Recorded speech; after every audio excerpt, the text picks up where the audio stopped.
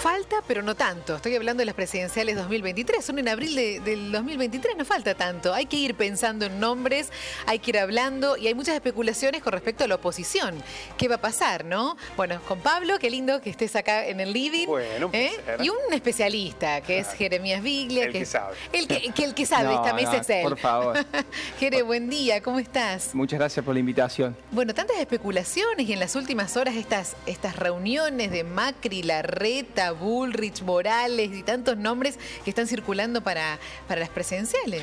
Sí, de cierta manera creo que es una realidad que nunca se ha detenido en la política argentina, inclusive por parte de algunos actores, incluso en los peores momentos de la pandemia. Creo que esta concepción meramente agonal de la política argentina que hemos estado transitando en el último tiempo, lejos de desaparecer, se ha sostenido, ¿no? Ese concepto de campaña permanente que en algún momento idearon los americanos, creo que es lo que está pasando acá hace muchísimo tiempo. Y sobre todo signado en algunas cuestiones que estábamos conversando previamente, ¿no? En esto de que la política, a raíz de la tecnología y de muchos elementos, ¿no? Y también los procesos de legitimidad de la política, son procesos que se deben estar relegitimando constantemente. La irrupción de la tecnología, de las redes sociales, es como que este ciudadano internauta inclusive, interpela todo el tiempo el poder y aún así también la política todo el tiempo debe estar readaptándose en esos procesos de legitimidad. No solamente la política se piensa como era anteriormente, en una legitimidad que se le otorgaba a un presidente cada 4 años o cada 2, sino que justamente podemos decir que es más fácil llegar al poder, acceder al poder, pero es más difícil sostenerse en el mismo. El oficialismo es el choque de dos planetas, ¿no? El kirchnerismo, el albertismo, habrá que ver cómo termina resolviéndose eso, pero en la oposición también parecen haber muchos antagonismos, ¿no? Morales con una mirada más relacionada con el radicalismo, pero aparece Milei en el medio, el propio Macri que no se baja de una eventual candidatura, Rodríguez Larreta. ¿Cómo se resuelve eso? Ha sido muy complicado.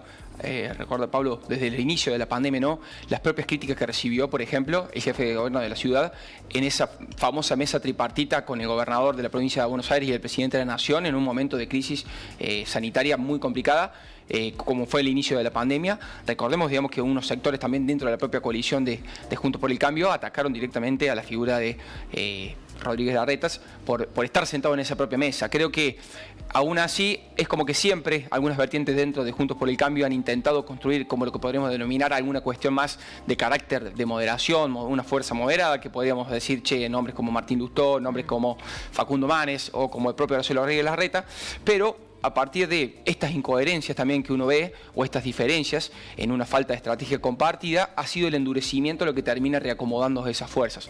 Aún así creo que las tensiones van a seguir existiendo porque no hay una estrategia compartida, no solamente en cómo posicionarse ante el gobierno, sino también en cómo posicionarse ante otros factores de la oposición que vos estás diciendo, como es el fenómeno Milei, y que podremos también traer lo que es la izquierda, ¿no? La política argentina, a raíz de la situación de crisis recurrente, una apatía social, falta de credibilidad, está creciendo hacia los extremos. Y creo que la sociología política se ha visto relativamente modificada. Habrá que ver si es una cuestión transitoria, si es una cuestión permanente, pero si nos ponemos a analizar cuáles son los números que ha sacado Milei y a quién les ha sacado esos números, estamos viendo un fenómeno sumamente complejo que incluso le saca al frente de todos. Con lo cual, por eso digo, hay una sociología política o electoral que se está redefiniendo. Bueno, para ustedes los politólogos creo que están en un momento en que es muy rico todo lo que hay que analizar, porque hay muchos puntos. Sí, en realidad es interesante ver cómo los procesos tanto comunicacionales y políticos están en constante cambio, ¿no? Sí. Y en un proceso de adaptación constante, ¿no?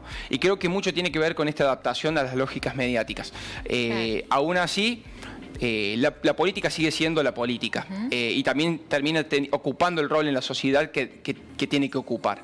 Y esto lo digo porque muchas veces la política está tan desprendida de lo que es la agenda de la sociedad que, en cierta manera, parece ser una constante en nuestro país. Eso termina haciendo que, por ejemplo, discursos como el de Milei u otro tipo de discursos que apelan más a la emotividad o que apelan más a esto de la antipolítica o lo no político, terminan teniendo un anclaje en la sociedad muy profundo. Sí. ¿El fenómeno Milei está empujando a la oposición hacia la derecha, hacia una derecha más radicalizada? Bueno, yo no sé si diría toda la oposición, pero sí se puede explicar, por ejemplo, a raíz de este fenómeno, la foto de Macri con Trump, por ejemplo, que con una particularidad, si bien siempre Macri se jactó de ser amigo de, recordemos que incluso hasta equivocadamente, en lo que podría ser en lo que es la política exterior de un país, Juntos por el Cambio abiertamente había apoyado la candidatura del Partido Demócrata en su momento, de Hillary Clinton, ¿no?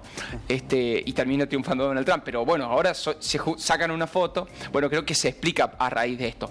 Por dos factores. Una, porque en cierta manera siempre las derechas en el mundo... Bueno, Trump fue clave para el Fondo Monetario, indudablemente, tal cual. ¿No? El factor político, digamos, de la negociación, no de la negociación, sino del préstamo del fondo.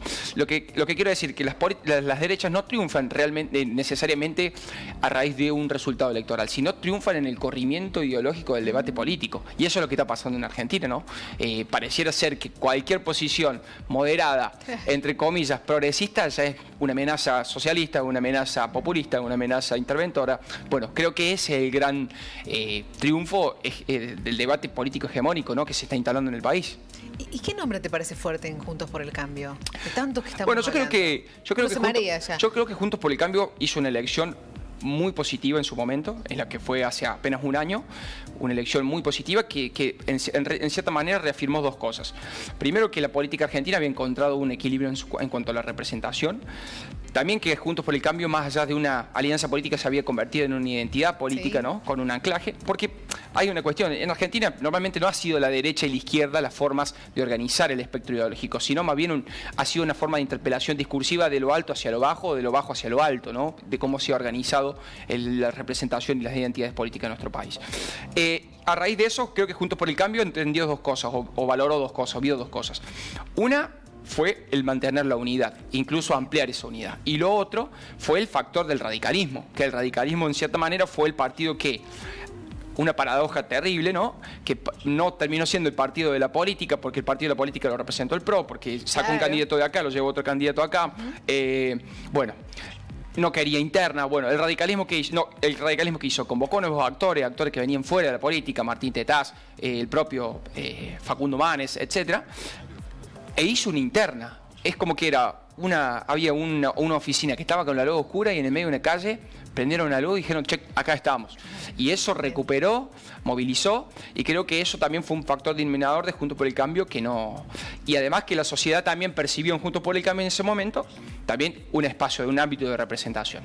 Hoy la situación es complicada, sobre todo porque cada día que se incrementa el proceso de crisis, recién estaba escuchando muy interesante lo que estaban diciendo sobre los nuevos anuncios en materia económica a raíz de los números de inflación que vamos a conocer hoy, es como que cada vez, no es que la gente que está, los de abajo de un sector, quieren que se vayan los de abajo del otro, los de arriba del otro sector, sino que va a pasar un momento que los de abajo van a querer que se vayan todos los de arriba, que creo que eso es lo que está pasando a raíz de la profundización de la crisis económica, ¿no?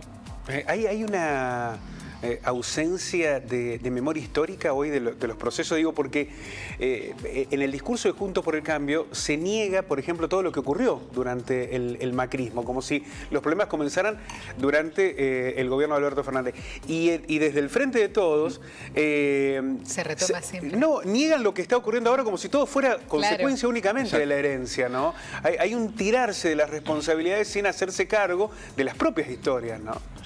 Eso ha sido una constante en nuestro país. Creo que ha sido, más que un síntoma, ya es una enfermedad recurrente, ¿no? De siempre. No solamente, eso dice dos cosas, ¿no? Primero, de la concepción cortoplacista que tenemos de la política. Es muy difícil que la política argentina se ponga de acuerdo. Estamos hablando de que todas las semanas estamos hablando de los movimientos políticos, de los acuerdos, de las candidaturas, de todo lo que se está discutiendo en las mesas chicas, etcétera. Estamos viendo que una política está pensando siempre en eso. Es una concepción sumamente cortoplacista. Otra, también es cómo ha cambiado la dinámica de las campañas políticas y también de la percepción de la propia ciudadanía, ¿no? Cada vez tenemos personas más desinteresadas, que menos piensan en política, con lo cual hay un proceso de marketingización de las campañas. Creo que eso favorece a lo dinámico que se ha convertido la política. Y por lo otro, es esto de siempre echarle la culpa al otro, que es una cuestión que se repite constantemente. Ni Juntos por el Cambio entiende la consecuencia que tuvo el préstamo que que realizó en su momento o al cual accedió con el Fondo Monetario y cómo eso ha incidido en los niveles de margen de acción que le dejó al gobierno anterior, al gobierno de Alberto Fernández, digo, ¿no? Y ni Alberto Fernández asume la responsabilidad de dos cosas. Primero, de su incapacidad para conducir políticamente el Frente de Todos, es decir, para que tengamos un gobierno bifrontal, y a su vez también de las medidas que han tomado, porque las medidas que se están tomando no han tenido el impacto esperado. Bueno, creo que eso... Y quizás eso que vos y la estás ciudadanía diciendo, lo está percibiendo en cierta forma también. Quizás eso que vos estás diciendo y que Pablo también hace referencia recién, el hecho de echarle la culpa siempre al otro, radica el descreimiento de la gente también. Exactamente. Estamos todos hasta cansados de Sí. escuchar siempre lo mismo, ¿no? Sí, es una cuestión repetitiva y eso marca la falta de visión de corto plazo, Claro. de largo plazo que tiene nuestro país. Es muy difícil pensar en una mesa que se junte para resolver los problemas. Muy Al contrario, imposible, siempre cuando se habla de una mesa, los famosos acuerdos que siempre se anuncian, cada actor que va a esa mesa se va con la expectativa de llevarse algo. Nunca ese actor va con la expectativa de construir de manera colectiva algo Claro. diferente. Nunca. Claro. Siempre es un sector, de acuerdo a su interés, que quiere llevarse una porción de la torta. Nunca es hacer una torta diferente.